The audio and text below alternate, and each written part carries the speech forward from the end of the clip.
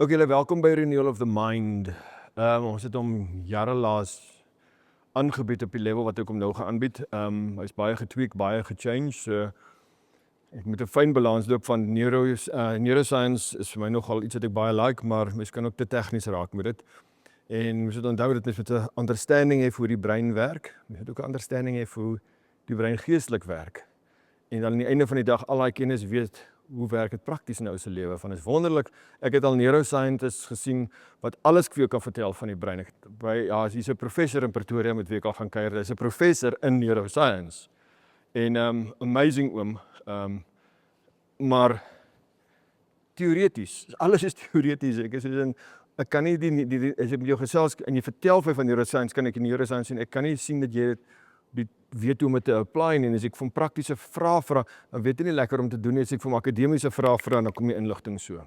Ons wil nie dit nie, ons wil nie akademies wees nie. Ons wil verstaan hoe werk dit prakties. Ek gaan maar weer soos my preek tussen Engels en Afrikaans werk.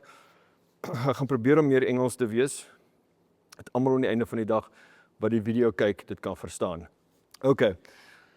So tonight is introduction. Tonight we're going to look at a lot of things that we're going to revisit. Even the scriptures, we're going to revisit the full impact of it. So if I go over some things and you like, but I would like to know a little bit more, we're going to get to just about everything. Again, this is introduction. This sets the tone of what we're going to do forward. Okay. Proverbs 23, verse 7. This is probably one of the definitive scriptures of this whole course. The Bible says, therefore, as he thinks, some of your translations would say, for as a man thinks, so is he. Now, the context of that is about eating and drinking and something different. It speaks about someone who pretends to be generous, but isn't really. But it applies there, but it applies everywhere else, because what it basically says is you can pretend. But as you think inside, as you really think, that is actually, it's not what you put on the outside. It's your inner thought life determines who you really are. You can pretend anything else for a while, but who you are in your core, says the Bible, is what you think. Okay, next verse. Ephesians 4, verse 22 to 24. Again, we're going to look at most of them again. So, moenie te veel stress nou om daaroor. It says, that you put off the old man and be renewed in the spirit of your mind, and you put on the new man, which was created according to God in true righteousness. It doesn't say you must be renewed in your spirit, because your spirit is already renewed. He says, you must be renewed in the spirit, or the essence, the core of your mind. That is how you change your life. It says, that's how you put on Christ. Hier's die ene wat ons nogal lekker gaan uittrek op 'n stadium. Romans 12 verse 2. Do not be conformed to this world, but be transformed by the renewing of your mind, that you may prove what is the good, acceptable, and perfect will of God. So I say, do not be conformed to this world. We all know the Bible teaches that. Do not become like this world. There's actually a lot in there that we will break down what it means. He says, but how do you change? It says, but be transformed by the renewal of your mind. So when the Bible gives us the ways in which God wants you to change, He makes it very simple. He doesn't say, pray for 4 days without ceasing. He says, you don't have to burn an offering. You don't have to. The way that you change, He gives the recipe here. He says you become changed when you change this thing, change the renewal of the mind. There's another scripture that I didn't even write here down, and I'm going to use it. I forgot about that one, where it talks about the wineskins. It says you cannot pour new wine into old wineskins. You pour new wine into new wineskins, because if you pour new wine into old wineskins, the old wineskin bursts and you lose the wineskin and the wine. What does that say? It says you cannot just take in new information if the baseline of how you think is wrong. It's old mindsets. Then even the new information gets corrupted And that whole process in the end just corrupts that whole framework. The neuroscience talks about, of hulle praat baie van jou mental framework. Dit is jou core thing, dit is jou structure van jou thinking. Now information, when it comes into your system, gets sorted based on your particular framework. Dit is wat ons praat van, wat is die ding van, jy val in 'n rat en jy, a mindset. Mindsets, and that's the framework. And all information that comes in changes how we think. But now, if that thing doesn't change, new information doesn't help. We have to change the spirit of our minds. Wat is dit? Dis die framework of thinking wat ons het. Okay. Ek gaan nog later na dit kyk. Ek wil net dat ons begin gesels daaroor. Veral dat julle plat gepreek het vanoggend. Okay. Hier's twee, ek het gedink oor 'n paar quotes ingooi, julle almal ken hierdie quote, but it's still true even though all of us know it. It's still true. Albert Einstein, julle ken sy ou bekende quote, we cannot solve our problems with the same thinking we used when we created them. He doesn't say with a clever idea, he says with the same thinking we used. He talks about the framework, mindsets. We have a certain mindset about life. We have a certain mindset about God. We have a certain mindset about our own identity. And the world around us, and what is fair and not, and all those type of things. We have mindsets about those things. Ons gaan nou kyk hoe lyk 'n mindset en hoe breek ons hom. Wel, nog nie hoe breek hom nie, dit kom later. Now those mindsets determine the quality of your life. Ek sal nog vir julle 'n video speel van 'n neuroscientist wat hulle in 'n interview gevra het, based on your, because he's seen a lot of people, they asked him, based on your experience, how much of people's experience of life is circumstantial and how much of it is their thinking? And he, without pausing, just said 80-20. 80% mindset, 20% is circumstantial. Then we have William James. I read a lot about William James stuff. He's considered the father of modern psychology.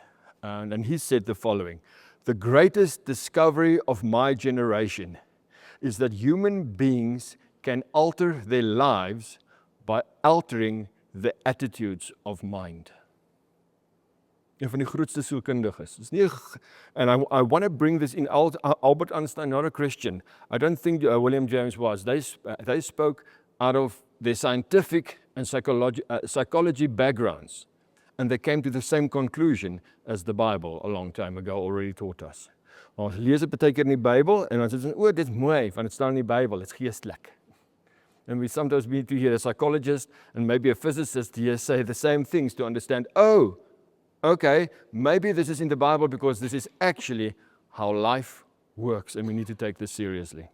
Dis nie net 'n mooi Christen woordjie nie. Okay, kom ons kom gou by 'n paar.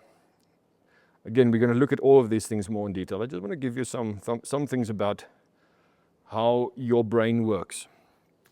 You have on average, nou nie vir my, die van julle ADHD het, julle triple most likely die getal, maar in any case. You have on average 6,000 thoughts a day. That means that you have about 6.5 thought transitions per minute. And if we take a 16-hour wake time. So,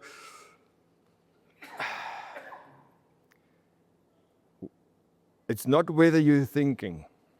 You are thinking. And you're thinking quite intensely, and you're thinking a lot. It is what you are thinking, how you are thinking, and how you perceive life through your thinking and yourself and God that determines the quality of your experience in this life. Ek gaan gou 'n paar goedjies gesels weer en wat die psychologist sê, daar's baie mind, as jy op die internet geïntik, daar's verskriklik baie goed daar buite. Daar's byvoorbeeld goed daar buite wat sê, ek dink een neuroscientist quote dit ook, maar dis ou informasie, is nie akkuraat nie. 80% van alles thoughts is negatief. Dis nie waar nie. It differs from person. You can't just make up that. There's a lot of social media stats out there that sounds very cool for the moment, but it's not actually accurate. So these things I've researched is only based on neuroscience research papers. It's not based on exciting statistics. Okay, When people have low mindfulness, what is low mindfulness? It is when people do not train themselves to be aware of their thoughts. So it's people that assume, for instance, that everything they think and feel is a direct connection with reality. They do not understand that their brains are a filter through which, it's a lens through which they see reality. So low mindfulness is people that are not aware of their own thoughts. They just perceive thoughts as that's who they are and this is truth and this is life. So people that are not aware of their thoughts, 36.8, I don't know why it's 0.8, how the heck they get to that, but in any case, 36.8% of those thoughts will be unpleasant thoughts. What does the Bible say? Take every thought captive. Weer eens, interessant hoe neuroscience geteach het 2000 jaar terug. And he says, yeah, if you are, now the new word for taking thoughts captive or being aware of your thoughts, it's a low mindfulness or being mindful. If you do not take thoughts captive, 36.8% on average, unpleasant thoughts. 28.6 pleasant, dis minder as 1/3. En so 34.6 is omtrent 1/3 neutral mind-wandering thoughts. Daai useless gedagtes. Where if something becomes, if someone becomes what they call mindful, or the Bible calls someone who takes their thoughts captive, who becomes aware of it and analyze and work with their thoughts and says, thoughts are not reality. Thoughts is a process and I'm in charge of my thoughts. I'm not just a automaton to my thoughts. They report total different statistics. 43.9% pleasant thoughts.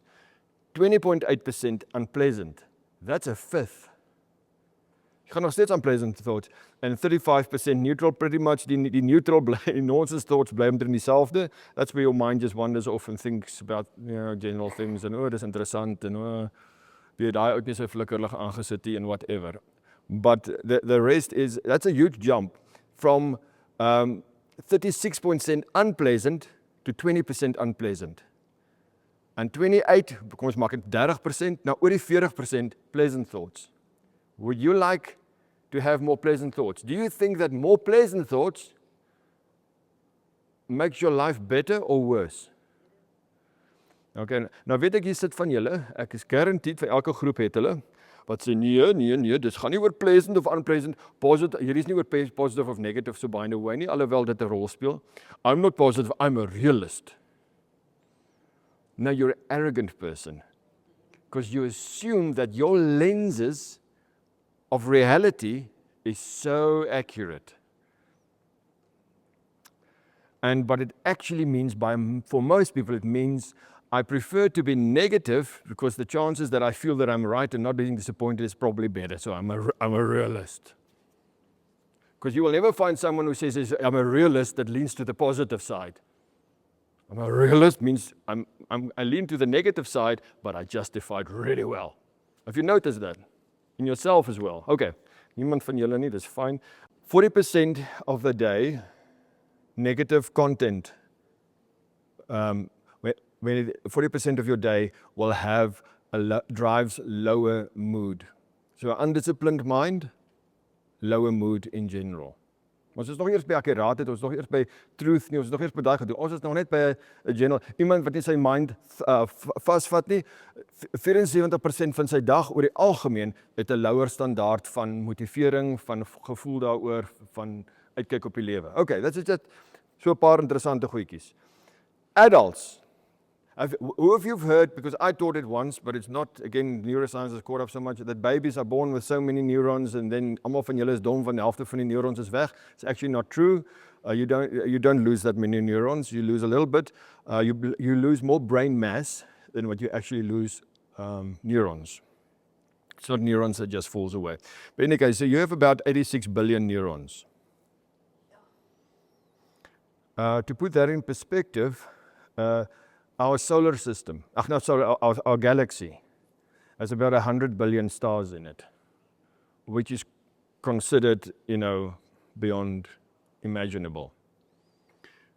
But it's not the amount of neurons that makes you intelligent, neither determines your experience of life. It is the amount of connections those neurons have and the quality of those connections. Now, so the connections is actually thinking. Die neuron is 'n neutrale dingetjie daar. Dis sy koneksie met ander neurons wat pathways is wat jou denke bepaal. Now, you have on average about 100 to 200 trillion connections between your neurons as you've developed as a baby. As a baby born, nearly nothing, trillion, not billion no more, trillion. Now, the quality of those connections is a big part of your life. I want to tell you a story, 2 stories, and then I'll go a bit more technical again.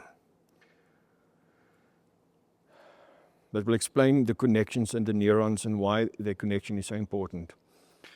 You have no clue what reality is, except what you experience from your 5 senses. What your 5 senses told you is also not reality. It is how you perceived reality and put it together for yourself. That is why one person can look at a movie, not like it. One person can do something. 2 mense kan verskriklik stry oor die ding en hulle en albei voel hulle is reg. We can have different perspectives on something. This is how the brain works. It's from the day you're born, it's set out to learn, to figure out what this thing life is called. And you didn't get a download or an encyclopedia system that told you about life. Every experience told you a little bit about life. Every experience caused a connection to form. And the more the 2 things formed that connection strongly, the one is if it was repeated. The second one that made the connection stronger is if it was emotionally strong. Ons gaan later kyk wat die implikasie van dit is. So those are the 2 things. So jy het groot geword in 'n huis, hoe jou ouers met jou gewerk het, told you about life. How your teachers worked with you taught you about life. The church you were in taught you about life and about God and about you and about who you are. As dit 'n kerk was wat jou God is kwaad en ba, then that's how you understood God to be. As jy in 'n huis groot geword het wat vir jou genurtured het, dan jy groot geword met 'n great sense of dignity and self-worth. Min mense het dit. As jy in 'n ander huis groot geword het, dan het jy gestruggle om jou identiteit te vorm. Jy het gestruggle om jou menswees terug te kry en jy het gestruggle om jou identiteit en jou worth te establish.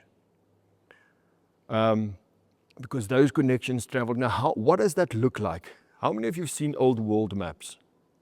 Hierdie goed wat hulle partykeer aan die Kaap kan jy dit ook koop, by die wys hulle vir die ou world map van die eerstes wat hulle gehad het toe Bartholomeus Dias hier aangekom het. Old world maps. What do they have on that our world maps do not have? Demons and dragons and ends of the earth. Het julle al daai maps gesien? Sea dragons and goeters. So what happened was they sent out a ship. And somewhere along the line, they sent out a ship or 2 and there was a storm and the ship didn't come back. And they went, well, that guy went over the edge of the earth, obviously. That's our experience. It wasn't children that drew up those maps. It was the scientists, the map makers, the adults, the kings of the day. They were like, no, and the end of the earth is somewhere, I don't know, because when we send someone to there, they come back. When we send them further away, they don't come back. They probably get net doof. So what did the official government maps of the day had? End of the world, daar's 'n waterval wat so afval op die kaart. Of is 'n plek waar daar storms gereeld is, en dan is die bote kom nie terug nie, of die ouens kom terug met 'n verskriklike storie van, weet jy wat, alles is, daar was 'n dragon. Okay, so moenie daar gaan nie. So their world maps, as they navigated, they adapted based on their experience, real life experience, from their perspective. And your brain has done the same.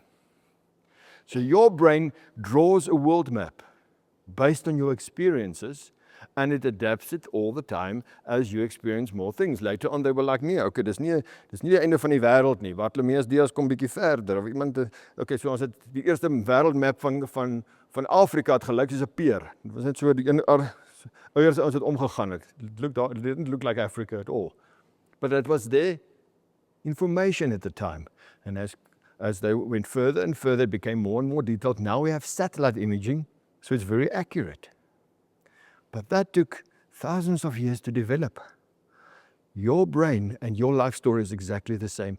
You have a map by which you navigate life. It's not an accurate map. It is as accurate as you can make it based on your experiences. And some of your experiences told you wrong information, and your system drew it on the map. Whether it was a teacher who told you you're stupid, and you went like, okay, put it in the map. But jy's net 'n stoute kind. Okay, put it down on the map. Jy het ook nie ore aan jou nie, jy gaan vir niks luister nie. Okay, put that on the map. Vir van julle is dalk gesê, ek weet nie of so van julle is nie, maar ek dink as 'n goeie kans is van julle, jy gaan in die tronk eindig. Is daar iemand vir wie dit ooit gesê is? Dat sê ek het gewonder wat jy gaan wees. Want ek weet jy was stout op skool. And those things, even though we don't go, but it becomes part of our world map, at least for a season, until it becomes more accurate. See, that's where renewal comes in. Because you need, for this life, you need an accurate world map. To navigate this life, you need to have, because the life wasn't fair to you when it helped you draw up your map. Not in your understanding of God, not in your understanding of yourself, your self-worth, your place in the world, your value. None of those things in your map is in the right place. There are monsters and ends of the earth and disasters where there is none in your map. So here's an amazing story. Now this story I had to really look up to see if it's true, because I remember I taught it years ago and because I read it somewhere. But again, I don't want to tell stories that's not true. Then I'd rather say this is a not true story, but interesting in any case. This is a true story. This really happens or happened, and ja, ek gaan die detail later weer kyk. Polynesian seafaring. It's one of the oldest seafaring tribes. Dit is die wat is die storie, Disney storie, of nie vir Disney of iets anders is nie, van Moana. Dis absoluut en daai hele storie is daai culture, daai seafaring culture. Nou wat interessant is they had a way of navigating that was unique in the world. Their navigators would be trained from a young age to lie down in the boat with their eyes closed while they navigated the seas. And what this navigator did was he lied down and he just closed his eyes and he felt the ocean. He felt the deep sea storms, the effect on the water. He felt the waves, the counter waves that would touch land and make ripples back. And they experienced and it took years of training, and they would experience that and focus on that so much so that navigators would go on big voyages, and then when the clouds came in or the storms came in, they couldn't navigate by the stars anymore. That guy would lie down in the boat and tell the sailors where they would go with a great accuracy. It was so accurate that Western societies later got these guys in to train them to do the same. Ons het nie noodwendig die geduld daarvoor nie, so ek weet nie hoe goed dit gegaan het nie. But this is true life. And they did it, and it was recorded very accurately. This is where information becomes internalized. And you navigate life differently. Just the information of this course will not change your life. The information of this course, when you internalize it, when you bring in the information, when you see the things around you happening, when you have the bad thoughts popping up, and you start to work with all those things, and you start to understand that the information, you will navigate this life accurately, not according to the broken systems and information of the past and broken maps of the past anymore. So dit is waarvoor die hele kursus gedesign is. So eintlik vir jou om te werk met jouself, hierdie goed te verstaan, maar dan aan die einde van die dag met dit aan te gaan. This course will not renew your mind. It's called renewal of the mind. I'm just teaching how to renew your mind. This course will not renew your mind. What will renew your mind is understanding the principles that we will teach in this course and applying them in your life. To the extent where you lie down, you close your eyes, and you think about your thoughts, you think about the processes, you think about the negative things, you think about the Word of God. Think about untrue things. You don't need that elke dag te gaan doen nie, maar and even during the day, just becoming aware of all that and how much a role this thing plays. And when you start to do that, you become aware of the nuances. You become aware of the negative thoughts that's trying to creep in. You're becoming aware of the the past hurt that tries to define you right now. You become aware of this is just fear kicking in because it's a new phase of my life. You become aware of the things and you can navigate them accurately. Okay. Julle reg, julle nog met my? Gou of julle lees hier so ek het ding afgeskryf hoe accurate hulle dit gedoen het.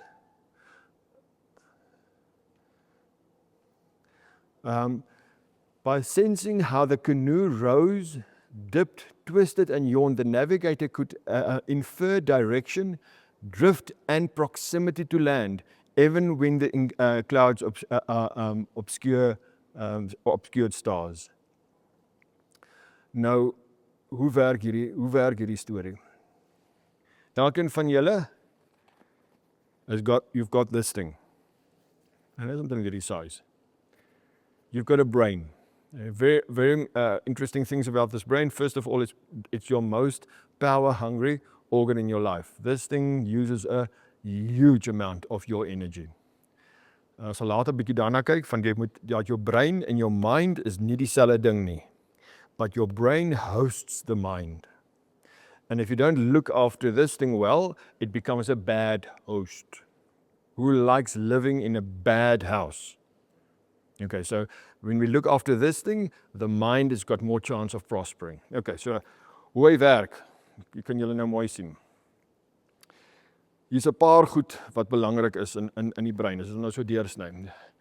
Your frontal lobe, it's your thinking brain. This is your cognitive brain. This is the one who reasons and who thinks rationally and who can think through things and I like to call this the leadership brain because this is supposed to take leadership of the brain. Maar sien julle daar's hy. Sien julle daar's baie ander dele van die brein.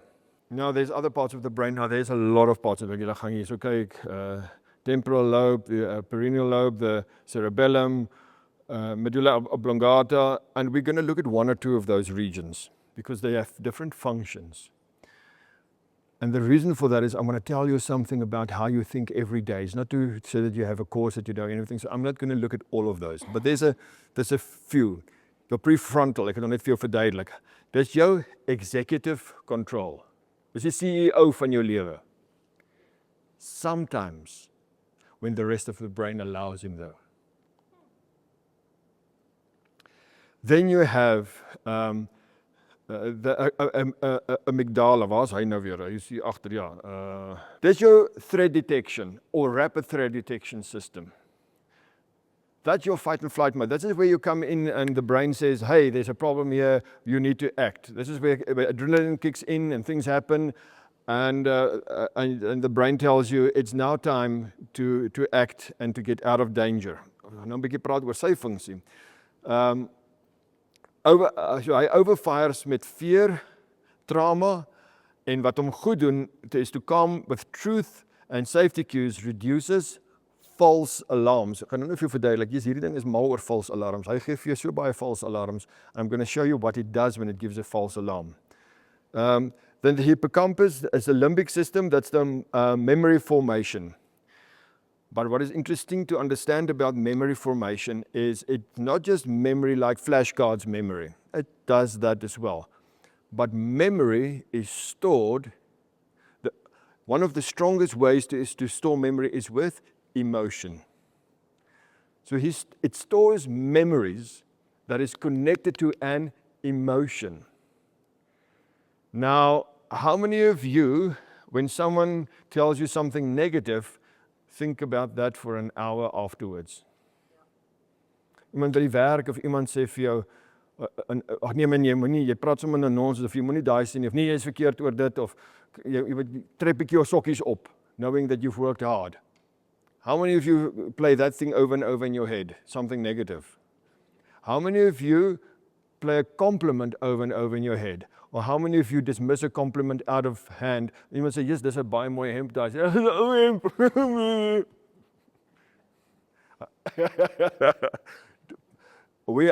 I don't know why, but we are really wired that way. So that means your brain stores more easily negative things than positive things. Unless you use the prefrontal lobe, and we'll later kyk hoe to take leadership over that.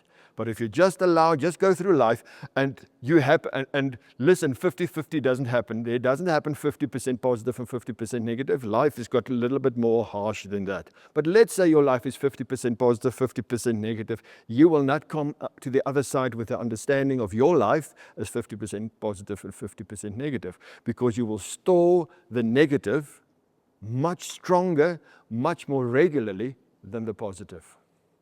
So when you go through that and you just allow that one, undisciplined, to decide how you'll navigate life, guess what it will do? It will have dragons freaking everywhere. And a few positive things hidden in the cloud we don't even want to look at, want ons hou nie eintlik van hoe positief wees nie. So that's the hippocampus.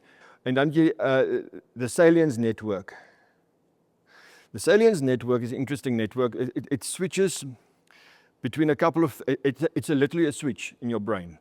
So you've got two, so ons het nou gekyk na parte, maar in hierdie parte werk hulle saam ook, but they have two different main modes of thinking. The one is called the story mode thinking. So your brain thinks in story modes. Dis deel van dit is daydreaming.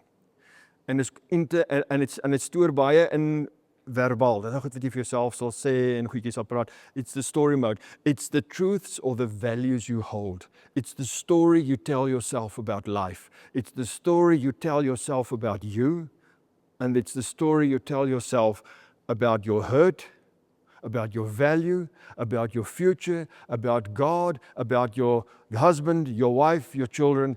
It's the story you tell yourself.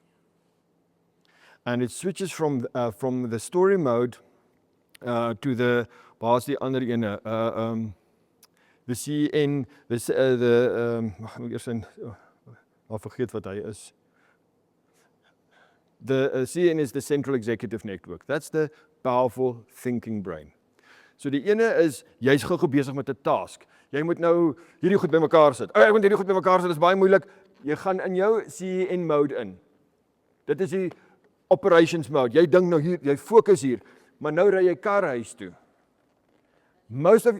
Dan is jy in die story mode.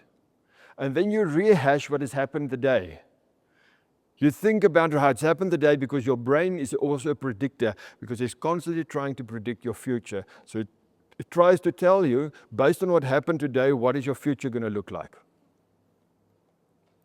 Nou wat het ons ook gesê, kom ons gaan gou terug na die waar is die ene wat die rapid threat, the limbic system.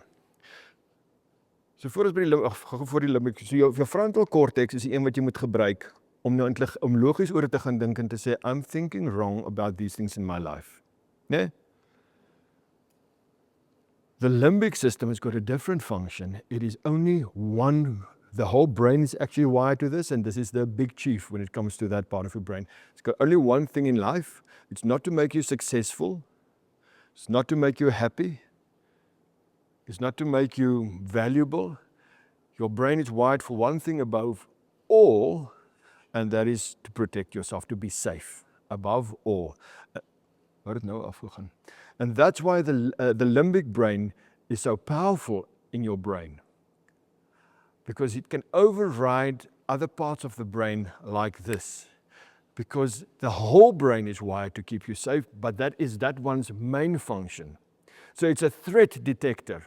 And guess what? The brain doesn't understand, ek het al hierdie goed vir julle geleer, maar kom ons gaan weer. The brain doesn't understand truth from fiction.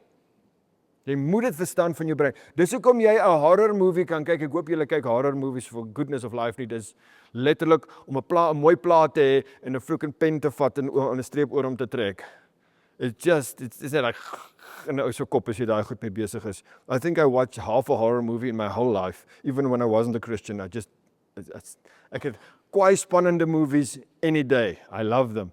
Moenie vir my horror gee nie. It's just bopping. But in any case, wat ek nou gesê het. Okay, you can watch a horror movie. Nou kom die ou met die mes. Daar hardloop die gal.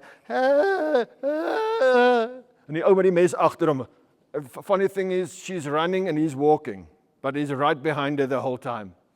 Your rational brain knows it's a movie.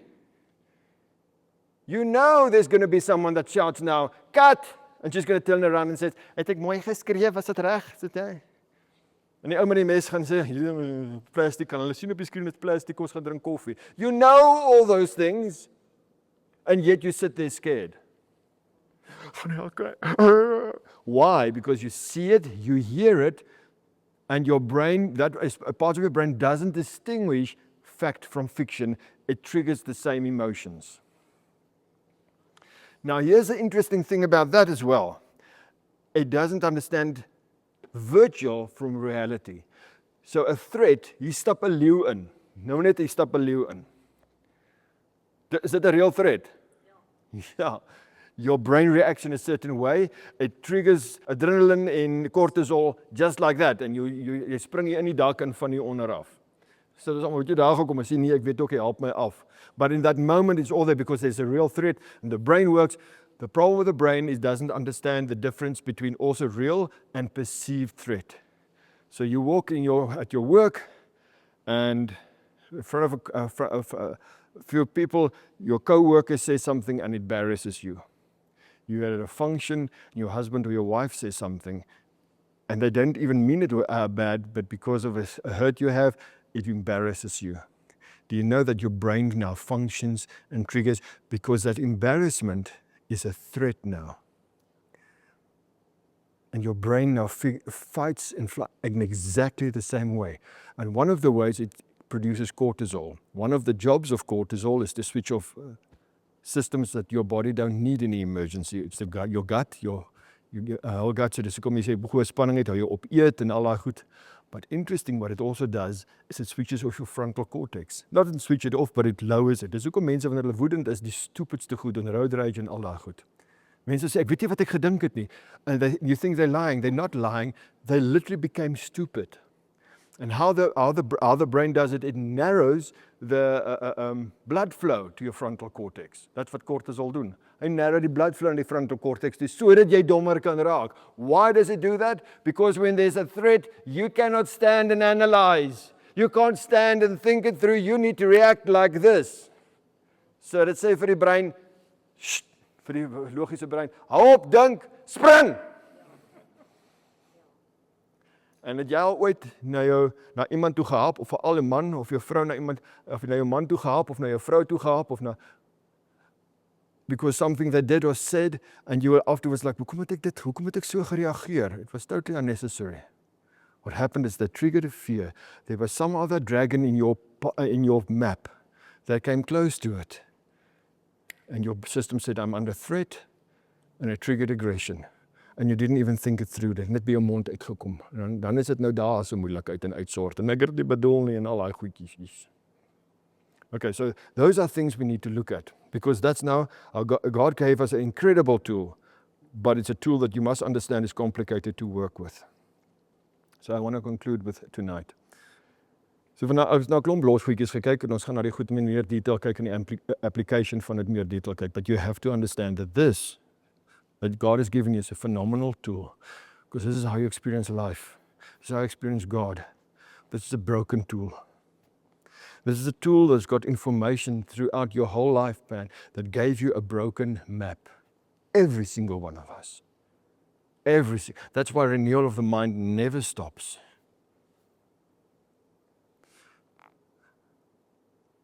But in neuroscience calls it, hulle het tot onlangs toe gesê nee, luiper kan nie sy kleure sy strepe verander and all those things. And now in the last 5 years neuroscience came out with a beautiful new word, neuroplasticity. It's about I don't even know it's 8 years old. I think it's around 5 years old. It's like, ooh, and all that it means is you can renew your mind. You can change your mind. The mind is pliable. It's not a fixed thing. Yes, there's neural pathways, but you can grow new ones. You can change ones that exist. You can make some that are strong, weaker, if you take responsibility for your thinking. So tonight is to stir you. To say in this course, you're going to get information. Unless you absorb it, unless you become a Polynese sailor in your life. Where you learn to hear your thoughts, to see your thoughts, to analyze your thoughts, and not anymore think that everything you think is just truth. Everything you think is just it is what it is. But understand that you are thinking through a filter. And the filter is your experiences. And your experiences created for you a map. And your map caused triggers. And your map has got fake things in. That means I will never navigate there. Joe, I'm so proud of you. Because it's just what ons oor gepraat het. Some people will never stand up in church and pray. Wat ek vanoggend oor gepraat het. Because they believe they are not worthy, van hulle is nie 'n groot genoeg Christen nie. Waar het hulle daai nonsens geleer? Staan dit iewers in die Bybel? No, so it's not a truth that they read somewhere. It is something they heard. It's something they've experienced. It is information that came their way and they somehow stored it as a truth in their life. By trying some things and sinning. By looking at themselves in the mirror and thinking, if you could only be like that, but you're not. By being disappointed in yourself and assuming God must also feel like that, especially if you sat in a church where they also preached that. If a preacher ever made you not feel good enough, especially in developing it, that becomes part of your map. That becomes a dragon. And then when God opens a door for you to do something for Him, to live out that which God placed within you, you come there and your map says, do not go there, dragons. And you steer around. Whenever God opens a door for you to grow your business, you see more opportunity, you go, probably going to just fail at this. Because you failed in the past, because you tried a few times. What did you see? You didn't see, oh, I failed a few times, so I must try something different. No, what you saw is, I will never make it. I will never be as good as. I will never be on that level. And you painted the dragons there in your life. And guess what you do now? You stay away. You got hurt somewhere in life. Boyfriend or girlfriend vir jou afgesê. Someone did something wrong to you. Parents disappointed you. And you made vows to yourself. Every one of us does. You said, I will never trust again. I will never believe again. I will never be hurt like this again. What did you do? You changed your world map. You painted islands and you did things in your life that said you cannot go there again. And that's why renewal of the mind is so important. It's not just because it makes you more spiritual and you understand more of the Bible. It's because it changes every aspect of your life. And now scientists says it to us so that ons kan nou sê, daar is iemand doen op hom gata en daar is die daar. But the Bible doesn't need all of that. It can simply say to you, be renewed in the spirit of your mind. Do not be conformed to this world. What does it mean? Do not let this world show you how the world map works. It's a broken system. It will mess up your map, and you only navigate according to your map. It was a few sailors who said, we don't trust this map. We're going to be beyond this map, that expanded the accuracy of this map. And unless you're willing to do that, unless you're willing to go there, you will be stuck with the same world map, and you will live within that limitations and hurts and confusion, and you will tell yourself it is truth.